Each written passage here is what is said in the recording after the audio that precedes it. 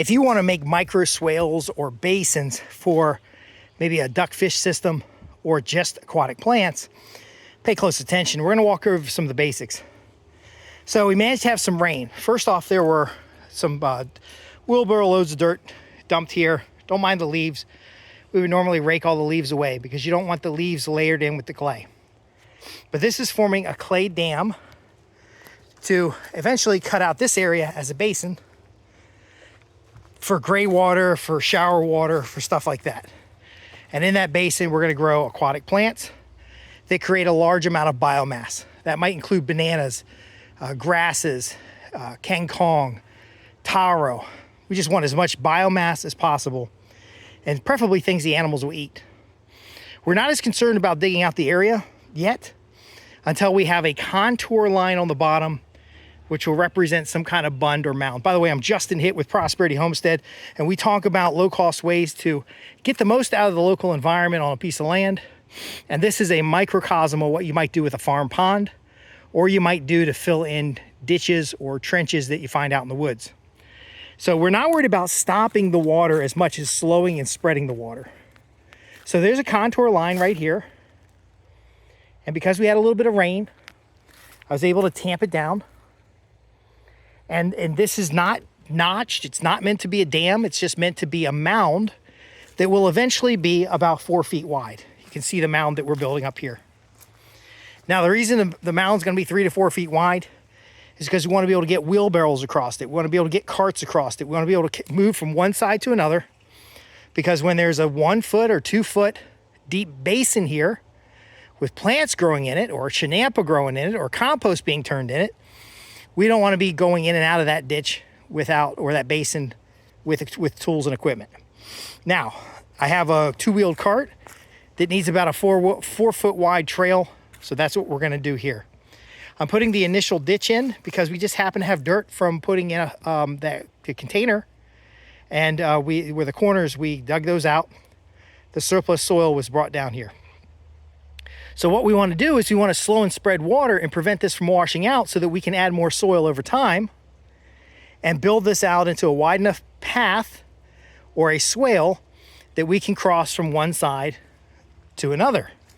Because digging out this basin level on the bottom is going to give us additional soil, but it's going to be retaining water, which is going to make it muddy and something you don't want to be in and out of all the time.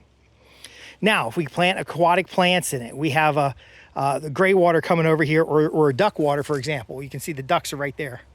If we have duck water coming over here, that duck water can go into a pot or a precast concrete basin full of gravel, or the first basin is going to be full of wood chips, which will get out the solids.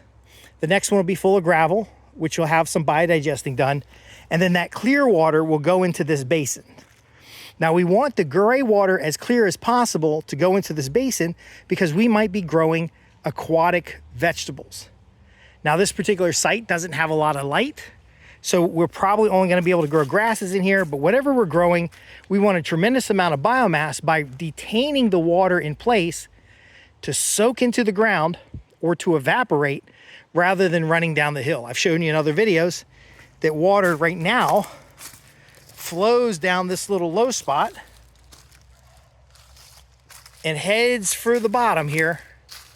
And we don't want that. We want to slow and spread the water to reduce the chance of channeling, which would create those ditches and basins in the future.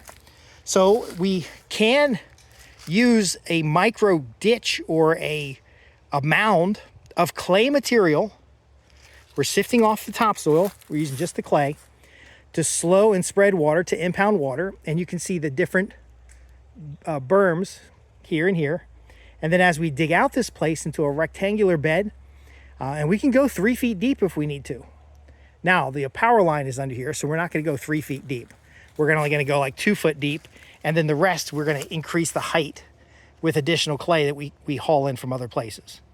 The key, though, is that if we find these contours, that little tiny ditch and little tiny base bump will give us a micro swale, and we can actually move that surplus water into the landscape rather than letting it run down the landscape.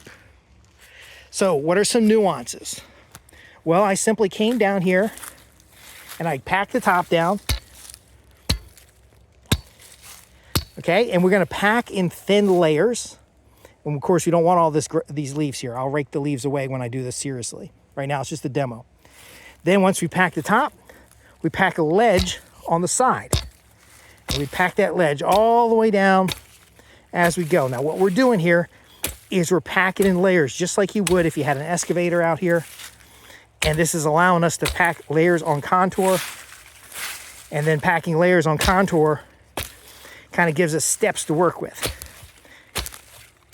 Then we come back later as we're working and we check the contour again. We want to keep the mound that we're compacting in here on contour. Now, a lot of folks will dig out a ditch in front of here on contour and use that material to add to the top of this pile.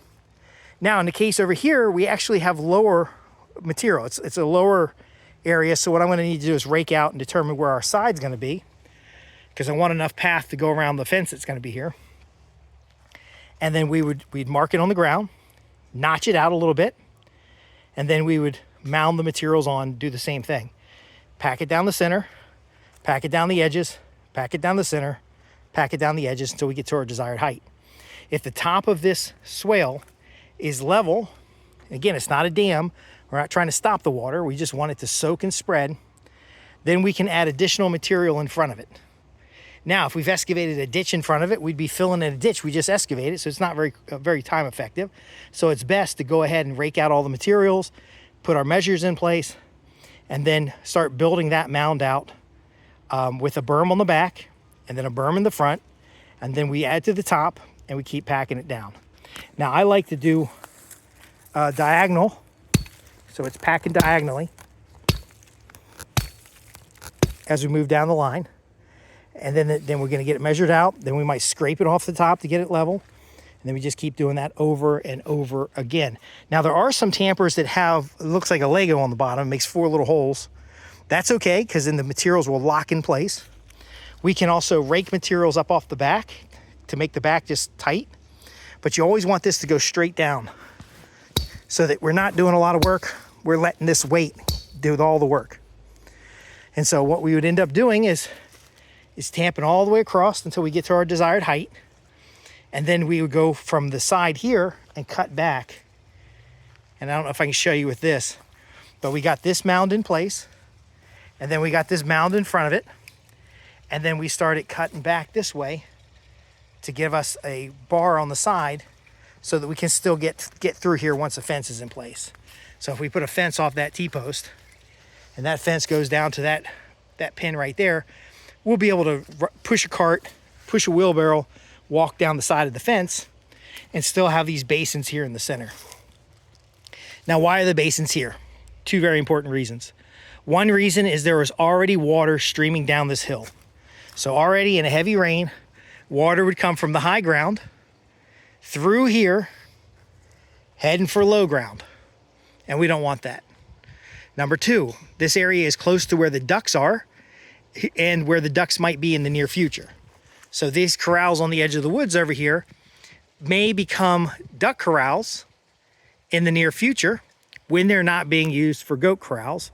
And then this area right here would open up for the goats. We're also structuring our walking spaces between the 2 corrals or the 2 paddocks, because there may be a paddock on the other side here. It provides a shady area because one of the great things about these basins is that you can use them when you're doing plant starts. So if you need to water from the bottom and you have your solids capture in your gray water, and then you have your rock tank to clear that water up a little bit, that water that remains can bottom water all your potted up plants, and now you're getting multiple uses out of the water. And since it's kind of a shady area in our particular case here, you're also getting a place where you can nursery up plants. So I could put a small electric fence around here to keep the chickens out of the plants, keep the deer off the plants, and I'm near enough to power, which is that board there, in order to charge that fence. Another factor to consider is that if I have a pasture or paddock on this side, and then I got a paddock on this other side, I can really easily run a T-post with a jumper across to charge both fence areas off of the same charger while still getting access to this area in the middle. So essentially I could fence off this center section to do our nursery, to do our composting area, to do our solids processing, our gray water processing, and all of it will be contained in the center. Now, it's a little bit higher on that side. It's a little bit higher on that side. So we'll also continue with the filtration of any surface water that comes in place. So again, we're stacking function. We're starting with very simple systems, which could be a ditch in the woods on contour that spreads water off of a larger area, still allowing us space to walk, because we're actually walking on our mounds where they're going to be leveled out to walk on, hopefully grassed out. But we're now also providing safe access, so we're not having to go through ditches and stuff. We're also providing a way to have a multi-use space. And so it just keeps compounding in value. But it starts again with a little tiny mound like this. And then you can build out your spaces even larger. What's great about a basin is that as it gets muck and it gets, leaves are in the bottom of the basin, as the chickens scratch it up and it keeps getting turned over, maybe you turn compost in there, you can actually scrape that surface off to level it out again and use that as potting soil.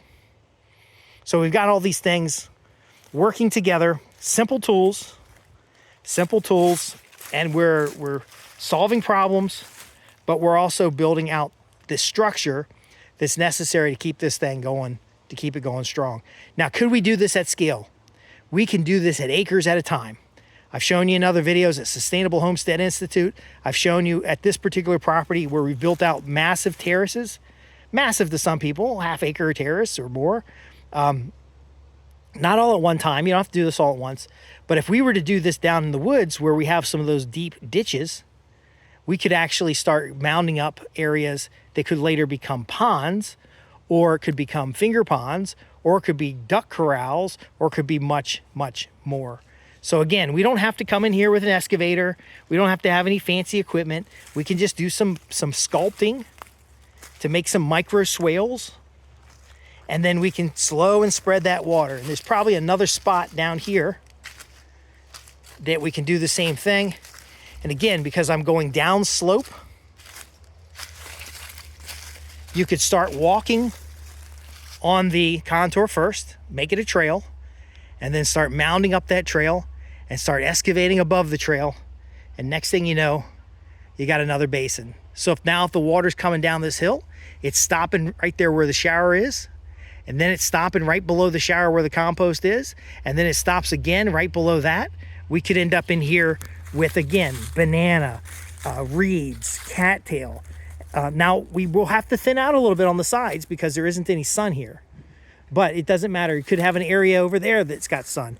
You could have an area over there that's got sun.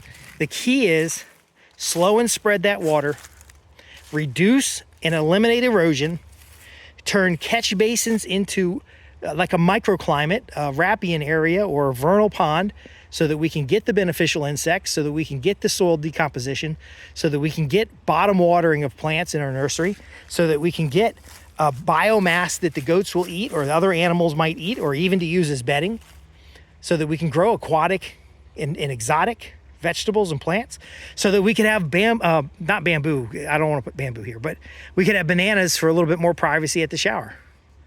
Folks, this is the stacking of function that comes with permaculture. If you have specific questions for your property, if you want to talk specifically about what you're doing, I'm a part of a mastermind program that I'd like to introduce you to that has like-minded individuals working together. My focus is project management. My focus is in the design for long-term function. And we have other folks there that have design for commercial farm. They have design for homesteading. We have a lot of answers to the questions that are common in the world of permaculture, and we'd like to help you. You'll see a link in the description below. It's actually ran by the Sustainable Homestead Institute and a gentleman named Scott Vernon. So you'll see a link in the description below. It's his Homestead Mastermind program. I am actually a member of that program as well. And we're really there to help you get started, to help you get going consistently, to help you solve problems, to help build community. And again, whatever scale you're at, this is tiny. This is something you can do in the backyard to control water and keep it away from your house. This is something that can do so much more. Thanks for watching. Again, I'm Justin Hitt with Prosperity Homestead, where we help you get your homestead up and running in 12 months or less at break even or better, to help you get more from land while protecting the ecological value, enhancing the overall environment. Thanks for watching. www.prosperityhomestead.org.